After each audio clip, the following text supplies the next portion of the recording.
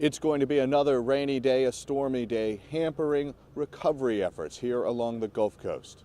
At sunrise, a literal army of workers showed up on Dauphin Island, hoping to get out on the water and protect this coastal community. The real army is here as well. Alabama Army National Guard troops arrived over the weekend.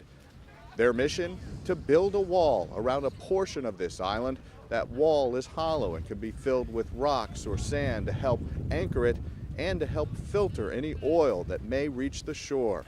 That oil, now just a few miles off the coast, has been pushed this way by strong winds throughout the week. It's been a long time since there's been any good news. The one piece of good news today, these storms are expected to wrap up late tonight or early tomorrow morning, and weather should be much more promising for recovery tomorrow. Rich Matthews, The Associated Press, Dauphin Island, Alabama.